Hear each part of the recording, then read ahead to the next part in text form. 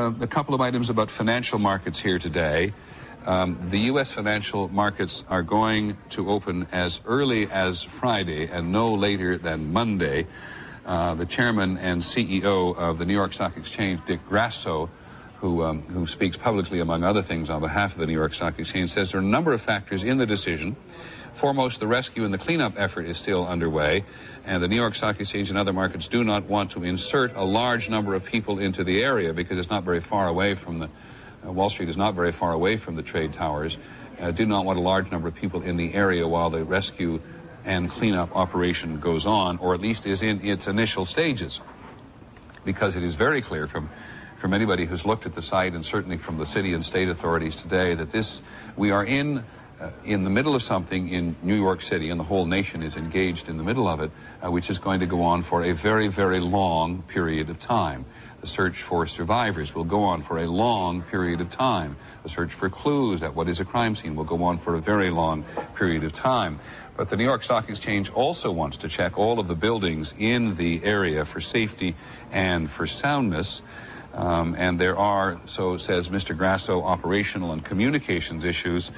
I assume connecting the exchange to the various brokerage houses and to other exchanges around the world, which need to work out. And Ramona Schindelheim, who's our economics editor, points out in an email to us just now that the last time the New York Stock Exchange was closed for 2 unscheduled days was VJ Day at the end of World War II, victory over Japan at the end of World War II. But there's a huge number of people there on the site in New York now working to see whatever they can do at the moment. And this sense of relaxation as firefighters and rescue workers come and go is not manifest itself the closer you get to the site. You're seeing shift changes here, you're seeing volunteers come, you're seeing firefighters are too exhausted in many cases to move in a hurry. And there's a huge amount of heavy equipment on the ground at the moment. And there you see, I think what you see there actually is an acetylene torch trying to separate 2 pieces of steel. John Nance, our aviation analyst, is with us at the moment. John, this business of that Mr. Fleischer has introduced, that the White House may have been a target. How might they have arrived at this conclusion? Is there something that you can tell by looking at flight plans? Clearly it may have been information they picked up from supporters, if there are supporters in the country, of the men who are the terrorists themselves. Is there anything you pick up off the aircraft itself? Peter, I don't understand how they could have triangulated on this, other than perhaps they found something in the car that they took or in some of the materials that they found there. Maybe there was some statement that was made from those phone calls from the aircraft, although I seriously doubt that they would have announced their intentions. But no, that's a puzzlement to me, too, because the flight path of the aircraft, unless they had made a flight path at one point directly at the White House and then for some reason pulled up, I'm not sure why they would have, or Mr. Fleischer would have, with such certainty, made such a statement. It certainly is a chilling thought.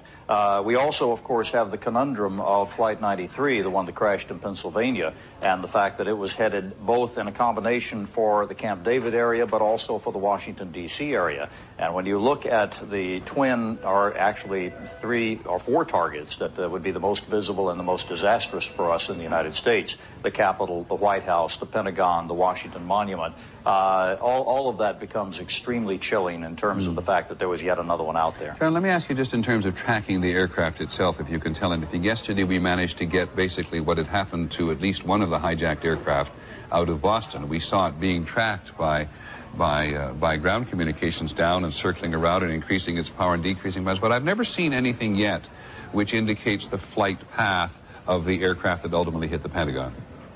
I'm sure that, and I haven't either, Peter, and I'm looking forward to it. I've seen one depiction that I think we did in graphics that show it going out to the west and then turning around and coming back on a certain path. But whether or not that's a direct radar track, I don't know.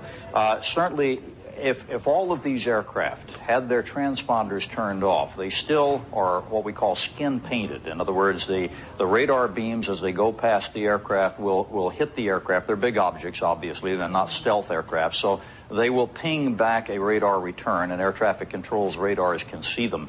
They just don't have the additional information. So I don't think there was at any point in time, except perhaps at low altitude towards the last, that air traffic control might have lost them. And even then, in the Washington area, the radar coverage is very good down to, let's say, 500 to 1,000 feet, I believe, from past experience in what we call the terminal approach control area. So your point, I think, is as in so many incidents involving aircraft, we're going to know a lot more than we do today when they triangulate, as we say, all the various pieces of information, because there's so much electronic information around, isn't there, about what aircraft are doing?